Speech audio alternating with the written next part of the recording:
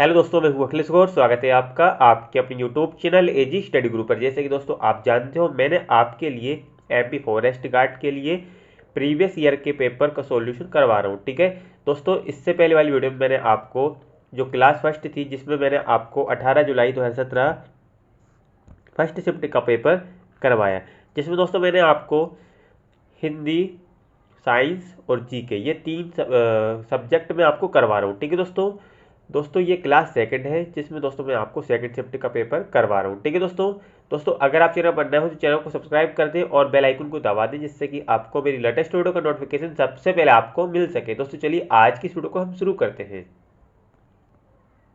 तो दोस्तों करते हैं शुरू। क्वेश्चन फर्स्ट देखिए, जनरल साइंस से है, तो क्वेश्चन देखिएगा क्या है। देखिए दोस्तों, ये रहा क्वेश्चन फर्स्ट। ठीक है, तो इस क्वेश्चन है कि पार्सेक मात्रक है। Parsec is a unit of, यानी पार्सेक मात्रक है किसका? समय का है या वेग का है, दूरी का है, कोण का है? किसका है दोस्तों पार्सेक मात्रक? दोस्तों ये है दूरी का। किसका? दूरी का, यानी ऑप्शन थर्ड करेक्ट आंसर हो जाएगा। ठीक है दोस्तों, याद रखिएगा पार्सेक मात्रक है किसका? दूरी का। क्लियर दोस्तों, चलिए अगले क्वेश्चन की ओर हम बढ़ते हैं। क्वेश्चन नंबर 2 देखिए दोस्तों, अगला क्वेश्चन क्या पूछा गया था कि पृथ्वी से वायुमंडल संबंध है।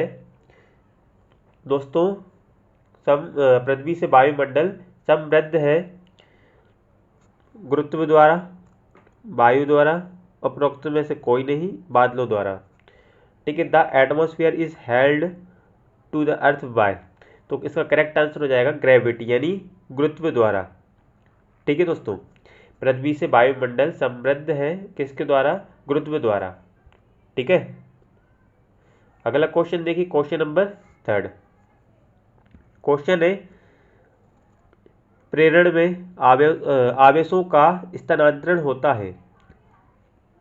प्रेरण में आवेशों का स्थानांतरण होता है स्पर्श करने पर, दूरी से, रगड़ने पर, या तो रगड़ने या स्पर्श कराने पर।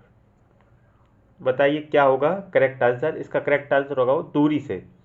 दूरी से यानी ऑप्शन 2 इसका करेक्ट आंसर हो जाता है।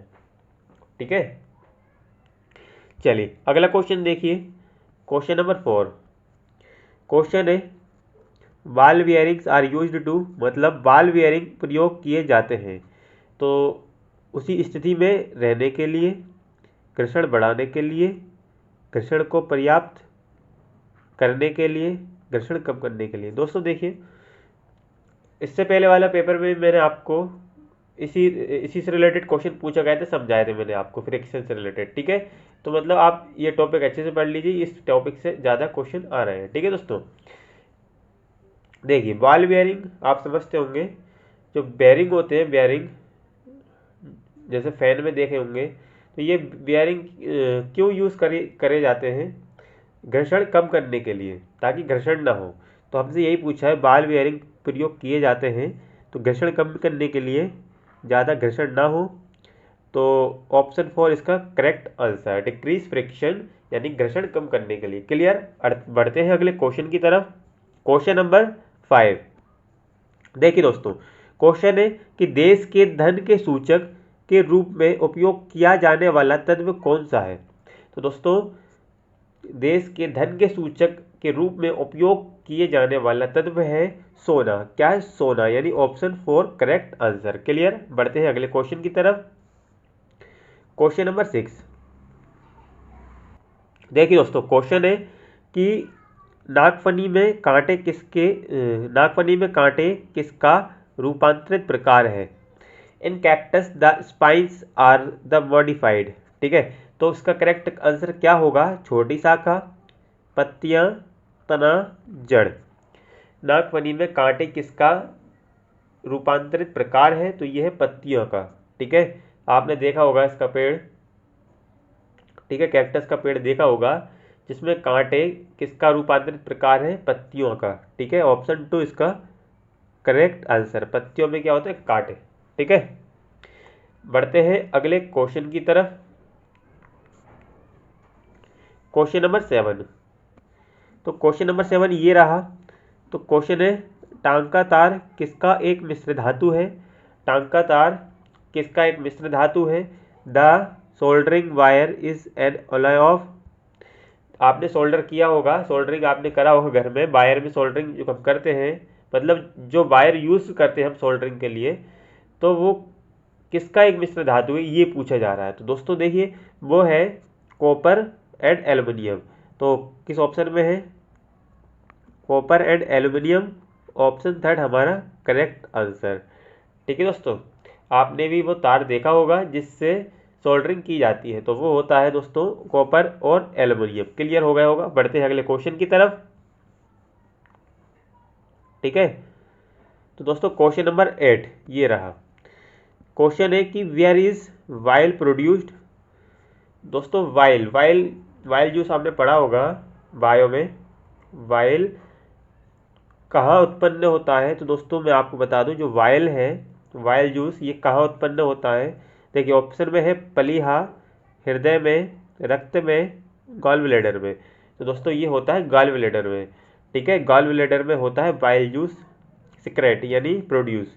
तो ऑप्शन में देखिए ऑप्शन 4 हमारा करेक्ट आंसर हो जाता है। क्लियर मेरे दोस्तों, आई होप समझ में आ रहा होगा। बढ़ते हैं अगले क्वेश्चन की तरफ। देखिए अगला क्वेश्चन ये रहा। क्वेश्चन है कि चालन संभव होता है। तो चालन संभव होता है, ऑप्शन फर्स्ट देखिए, वस्तुओं को संपर्क में रखा गया हो तथा इन्हें भिन्न ताप पर होना चाहिए। अगला ऑप्शन है कि जब वस्तुएं समान ताप हो व तापीय संपर्क में हो।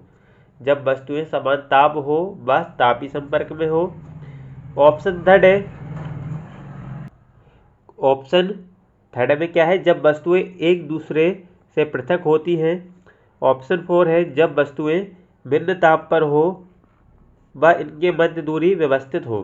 ठीक है, चालन संभव होता है, कंडक्शन इज पॉसिबल, यानी चालन संभव होता है कब होता है? वस्तुओं को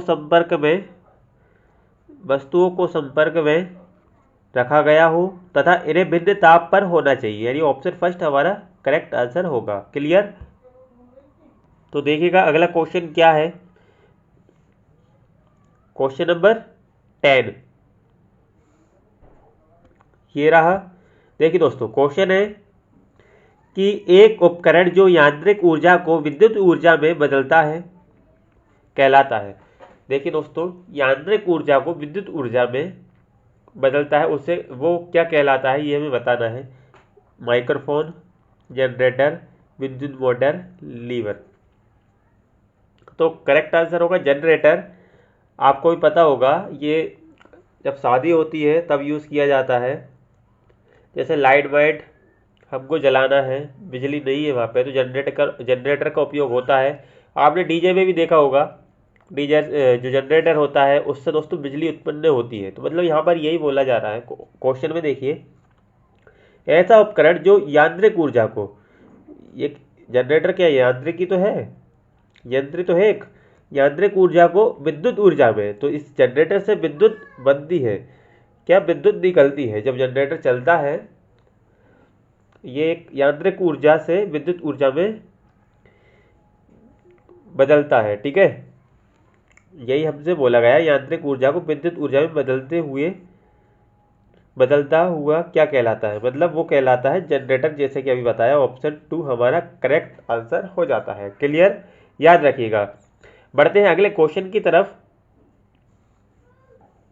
देखिए दोस्तों क्वेश्चन नंबर 11, राइजोबियम एक प्रकार का है, क्या है दोस्तों? सहजीवी जीवाणु, परजीवी जीवाणु, प्रकाश संश्लेषण करने वाला जीवाणु, मृतपोषी जीवाणु।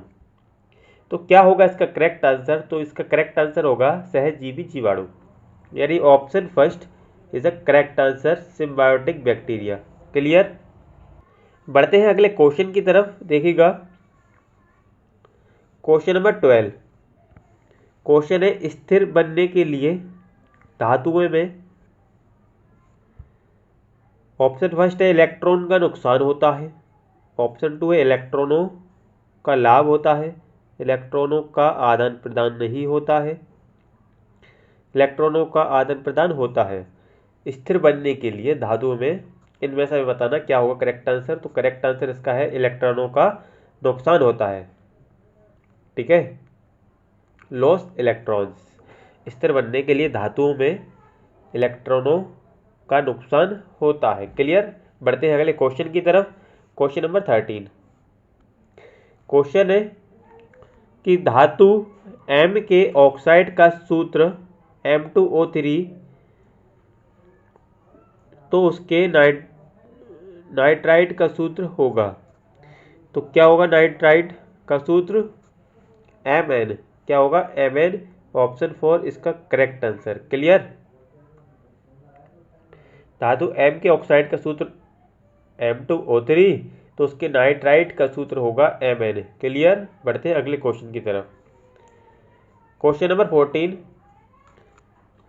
जब लोहा कील तांबा सल्फेट विलयन के साथ प्रतिक्रिया करता है। क्या है दोस्तों? जब लोहा कील तांबा सल्फेट के साथ प्रतिक्रिया करता है तो प्रतिक्रिया को क्या कहा जाता है? तो इसे कहा जाता है दोस्तों प्रतिस्थापन प्रतिक्रिया यानी रिप्लेसमेंट रिएक्शन। क्या बोला जाता है? रिप्लेसमेंट रिएक्शन यानी प्रतिस्थापन प्रतिक्रिया। ठीक है, जब लोहा कील तांबा सल्फेट विलयन के साथ प्रतिक्रिया करता है तो उस प्रतिक्रिया को कहा जाता है प्रतिस्थापन प्रक्रिया। बढ़ते हैं अगले क्वेश्चन की तरफ। अगला क्वेश्चन ये रहा, क्वेश्चन नंबर 15। निषेचित अंडे को कहते हैं। तो निषेचित अंडे को कहते हैं दोस्तों जाइगोट। जाइगोट यानी युग्मन। कहाँ है दोस्तों? जाइगोट युग्मनज। ठीक है, पढ़ते हैं अगले क्वेश्चन की तरफ।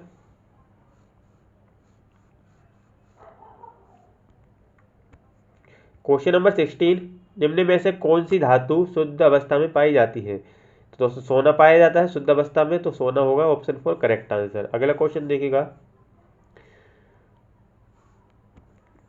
Question number 17। इनमें से कौन सा केवल आभासी प्रतिबिंब ही बनाता है? उत्तल लेंस, अवतल दर्पण। तो हमें बताना है इनमें से कौन सा केवल आभासी प्रतिबिंब ही बनाता है। आभासी प्रतिबिंब कौन बनाता है? उत्तल दर्पण।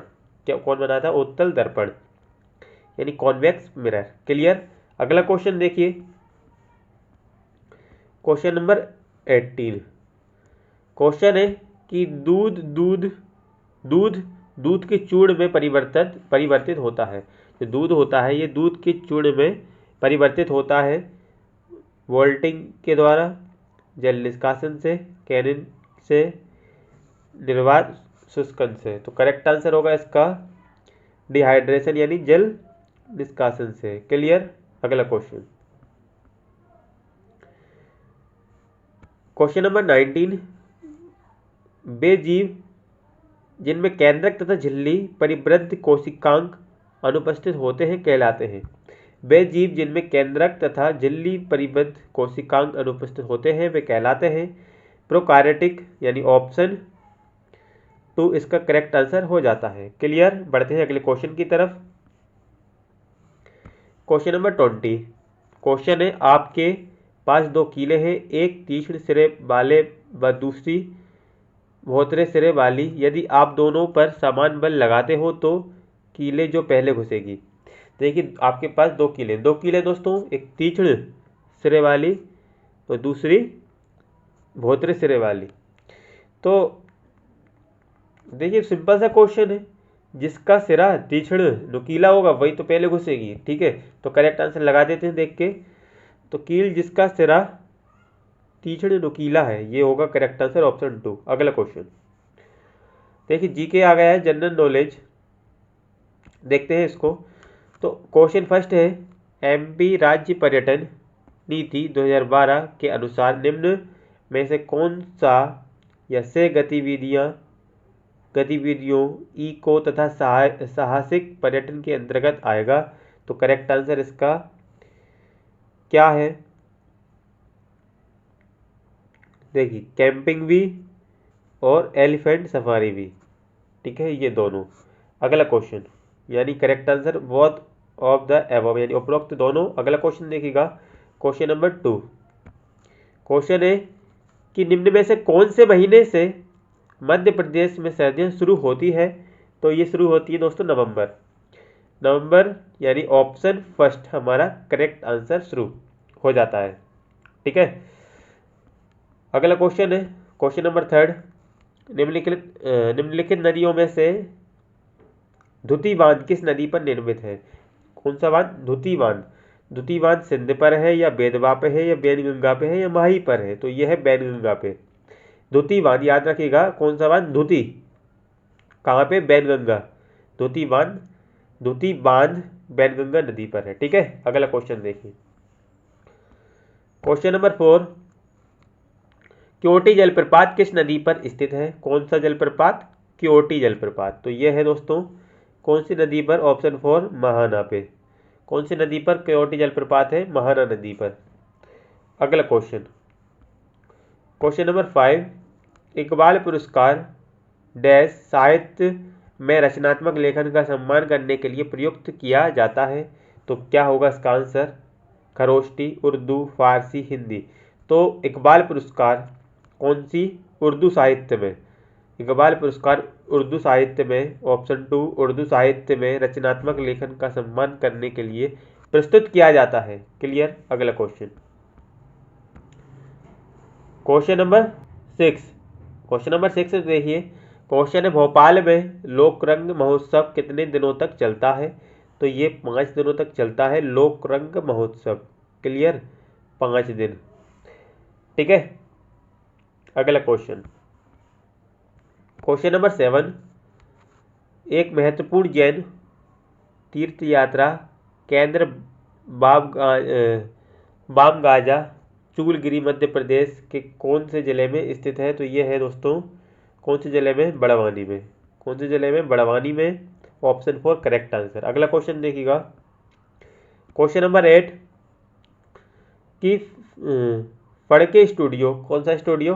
फड़के स्टूडियो मध्य प्रदेश के कौन से जिले में स्थित है? तो यह है धार।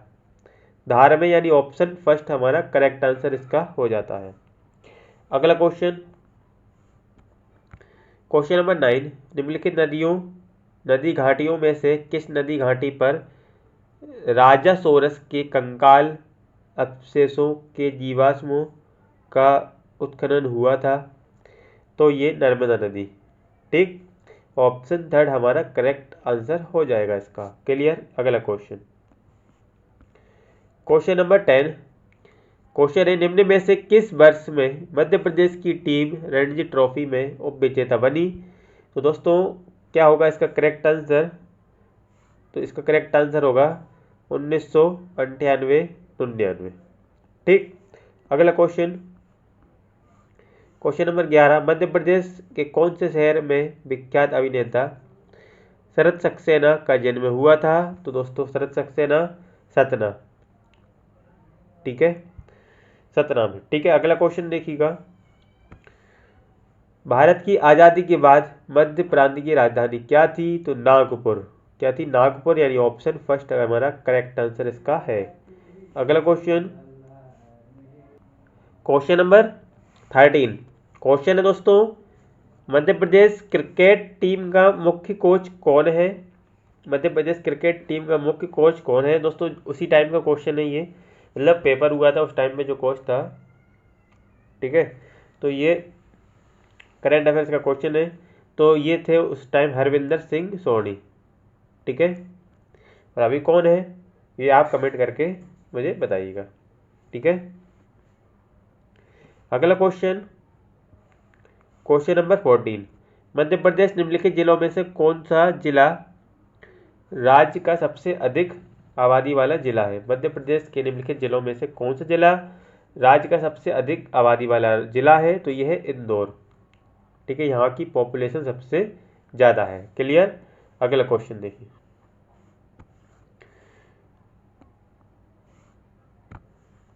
Question number 15। निम्नलिखित में से कौन सा राज्य मध्य प्रदेश के पश्चिम में स्थित है? तो यह है गुजरात। कौन सा? गुजरात। क्लियर? अगला क्वेश्चन देखिए, क्वेश्चन नंबर 16।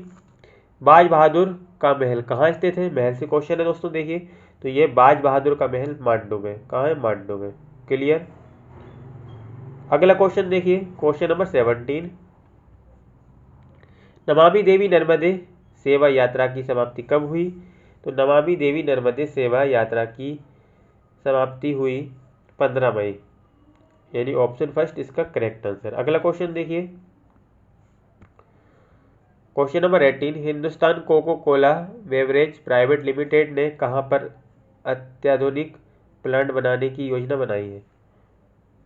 तो इसका करेक्ट आंसर क्या होगा? Hoshangabad, option first. अगला question, question number 19। Maithili Sharan Gupt एक प्रसिद्ध कवि, ठीक है, कवि थे। मैथिली शरण गुप्त एक प्रसिद्ध कवि थे, आप जानते होंगे। 20 क्वेश्चन नंबर, मध्य प्रदेश के अलावा बेतवा कहाँ बहती है? तो आपको पता होना चाहिए, इसका करेक्ट आंसर उत्तर प्रदेश है, ठीक है। एमपी से निकलती, एमपी में दोस्तों रायसेन डिस्ट्रिक्ट, ठीक है, गांव का नाम है कुमरा गांव, ठीक है, वहां से निकलती है। ये मध्य प्रदेश से होकर उत्तर प्रदेश में जाती है, ठीक है, आप याद रखिएगा। अगला क्वेश्चन देखिएगा, हिंदी से। अब हिंदी शुरू कर रहे हैं हम। क्वेश्चन फर्स्ट देखिए, तो क्वेश्चन फर्स्ट है कि उन्नति में संधि है। उन्नति में संधि बताना है, तो कौन सी संधि है उन्नति में? व्यंजन संधि। कौन सी संधि? व्यंजन संधि। ऑप्शन थर्ड हमारा करेक्ट आंसर इसका हो जाएगा। अगला क्वेश्चन देखिए, कुहू की जिस कोयल रोई, रक्त आंसू गुमची बन बोई, पंक्ति में है, क्या है दोस्तों? अनियोक्ति अलंकार है, सहोक्ति अलंकार है, वृकोक्ति अलंकार है, अतिशयोक्ति अलंकार है। कौन सा अलंकार है? अतिशयोक्ति अलंकार। ऑप्शन 4 इसका करेक्ट आंसर हो जाता है, ठीक है। अगला क्वेश्चन, अधिकारों की रक्षा के लिए संघर्ष करना चाहिए, तो वाक्य है निषेध परक संरचना, विनम्रता पूर्वक संरचना, दिशा बोधक संरचना, विधि सूचक संरचना। करेक्ट आंसर इसका होगा विधि सूचक संरचना, ऑप्शन 4 करेक्ट आंसर। अगला क्वेश्चन देखिए, बुझक्कड़ शब्द में प्रत्यय है अक्कड़, झक्कड़, कड़, कक्कड़, केकड़, ठीक है। तो क्या होगा? भुजक्कड़ शब्द में प्रत्यय, तो भुजक्कड़ शब्द में प्रत्यय होगा दोस्तों अक्कड़। क्या होगा? अक्कड़, option first correct answer. Clear. अगला क्वेश्चन, क्वेश्चन नंबर 5। सूत शब्द का अर्थ नहीं है, क्या नहीं है सूत शब्द का अर्थ? ये धागा, कर्ण, रथ हाँकने वाला, भाट। तो कर्ण इसका करेक्ट आंसर होगा, ऑप्शन 2। क्लियर। अगला क्वेश्चन देखिएगा दोस्तों, क्वेश्चन नंबर 6। क्वेश्चन है कलेजा उछलना मुहावरे का आशय है, तो कलेजा उछलना मुहावरे का आशय है दोस्तों। ऑप्शन फर्स्ट देखिए, उद्देश्य से दिल का धड़कना।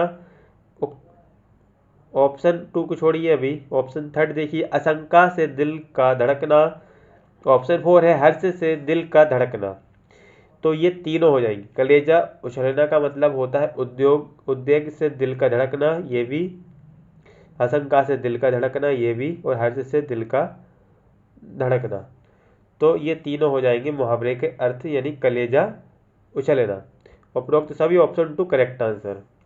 अगला क्वेश्चन देखिए, क्वेश्चन नंबर 7। तुम खूब पढ़ो और माता पिता का नाम रोशन करो वाक्य है आज्ञा सूचक वाक्य, इच्छा सूचक वाक्य, विधानवाचक वाक्य, संकेतार्थक वाक्य। तो इसका करेक्ट आंसर होगा इच्छा सूचक वाक्य, ठीक है।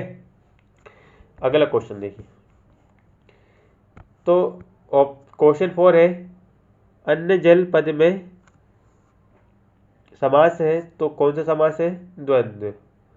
द्वंद्व समास इसमें है, ठीक है। अन्य जल में द्वंद्व समास है, ठीक है दोस्तों। आप जानते होंगे द्वंद्व समास क्या होता है। द्वंद्व समास, द्विगु समास, और भी उदाहरण जैसे मैं बता देता हूँ क्या होता है द्वंद्व समास। जैसे माता पिता हो गए, दिन रात हो गया। इसी तरह से यहाँ पे क्या है? अन्न और जल, अन्न और जल, तो ये भी क्या है? द्वंद्व समास, ठीक। अगला क्वेश्चन देखिए, अगला क्वेश्चन है यहाँ पे क्वेश्चन नंबर 9, होशंगाबाद जिले में बोली जाने वाली प्रमुख बोली, तो ये बुंदेली। कौन सी बोली बोली जाती है? बुंदेली। क्लियर। अगला क्वेश्चन,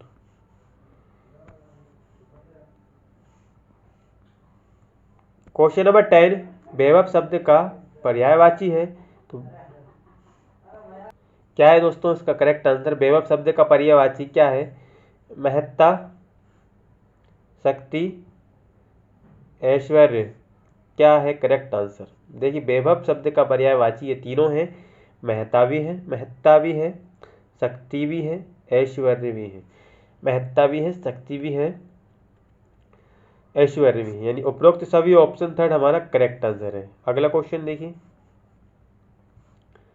क्वेश्चन नंबर 11, हॉर्टिकल्चरिस्ट का हिंदी परिभाषिक शब्द है पदपालय, पादप शास्त्री, उद्यान विशेषज्ञ, पादप विज्ञानी। तो इसका करेक्ट आंसर होगा उद्यान विशेषज्ञ, यानी ऑप्शन थर्ड। अगला क्वेश्चन देखिए, क्वेश्चन नंबर 12, अनित्य का विलोम शब्द है, तो अनित्य का विलोम है दोस्तों शाश्वत भी है, सर्वदा भी है, नित्य भी है। उपरोक्त सभी इसका करेक्ट आंसर होगा 4। अनित्य के ये तीनों पर्यायवाची हैं। क्लियर। अगला क्वेश्चन देखिएगा, क्वेश्चन नंबर 13, ठेस शब्द है संकर, तत्सम, तत्भव, देशज। ठेस शब्द क्या है? ठेस शब्द है देशज। क्या है? देशज। Option 4 correct answer. अगला क्वेश्चन देखिए, 14, रोजगार और निर्माण प्रकाशित होता है। रोजगार और निर्माण प्रकाशित होता है ग्वालियर से, भोपाल से, इंदौर से, जबलपुर से। ये होता है दोस्तों भोपाल से, रोजगार और निर्माण। क्लियर। कहाँ से? भोपाल से। Option 2 correct answer. अगला क्वेश्चन देखिए, भोपाल में आयोजित 10वें विश्व हिंदी सम्मेलन का मुख्य विषय था विश्व मंच पर हिंदी, वसुधैव कुटुंबकम, हिंदी और भावी पीढ़ी, हिंदी जगत विस्तार और संभावनाएं। तो करेक्ट आंसर होगा हिंदी जगत विस्तार और संभावनाएं। अगला क्वेश्चन देखिए, क्वेश्चन नंबर 16, निम्नलिखित में विलोम शब्द युग में नहीं है, तो इसका करेक्ट आंसर होगा स्वर ध्वनि। Option third. अगला क्वेश्चन देखिए, निम्नलिखित में शुद्ध वाक्य है, शुद्ध वाक्य देखना है यहाँ पे। फर्स्ट देखिए, संभवतः आज वह अवश्य आएगा, वह छत पर से गिर पड़ा। गलत देखना है ना, सॉरी शुद्ध देखना है यहाँ पे, बाकी सब अशुद्ध होंगे, एक शुद्ध देख लीजिए यहाँ पे। आजकल 100 रुपए में क्या आता है? प्रधानमंत्री ने हस्ताक्षर कर दिया। आजकल 100 रुपए में क्या आता है? ये शुद्ध तो है दोस्तों, ऑप्शन थर्ड करेक्ट आंसर। ठीक है। ऑप्शन 4 को देखिए कैसे अशुद्ध है, प्रधानमंत्री ने हस्ताक्षर कर दिए। थोड़ा अटपटा सा लग रहा है, कर दिए, दिया है ना यहाँ पे, दिए होना था। ठीक है। उसी प्रकार ऑप्शन 2 को भी देखेंगे तो ये भी अशुद्धि है। देखिए, वह छत पर से गिर पड़ा, यानी वह छत पर से नहीं आएगा, छत से गिर पड़ा। पर क्यों आएगा? पर नहीं आएगा यहाँ पे, छत से गिर पड़ा। ठीक है। इस तरह से यहाँ पे आपको देखना है शुद्ध और अशुद्ध। अगला क्वेश्चन देखिएगा, क्वेश्चन नंबर 18, निम्नलिखित में शुद्ध शब्द है, यहाँ पर भी शुद्ध देखना है। प्रशंसा, चैत, फागुन, गृहस्थी। तो फागुन यहाँ पे शुद्ध है। देखिए, प्रशंसा ऐसे लिखाता नहीं है, चैत्र भी ऐसे नहीं लिखते, ये भी गलत है। गृहस्थी ऐसे लिखाता है कि गृहस्थी होगा, यहाँ पे गृहस्थी, तो यहाँ पे गृहस्थी लिखा है, गृहस्थी। तो अगला क्वेश्चन देखिए, क्वेश्चन नंबर 19, निम्नलिखित में से समुच्चारित भिन्नार्थक शब्द युग में नहीं है। गाली गलौज, गुड़ गुड़, चिरचीर, चीता चीता है, चिरचीर है, गुड़ है, गाली गलौज है। ठीक है। हमें क्या बताना है? इन सभी में से समोच्चारित भिन्नार्थक शब्द युग में नहीं है, तो इसका करेक्ट आंसर होगा गाली गलौज। गाली क्लोज, मतलब इनका उच्चारण सेम होना चाहिए, लेकिन उच्चारण देखिए, चिता चिता चीता, ये उच्चारण सेम है।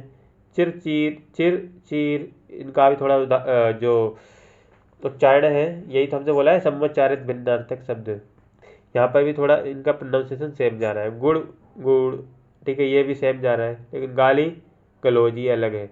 Option first correct answer. ठीक है, अगला क्वेश्चन देखिए, क्वेश्चन नंबर 20।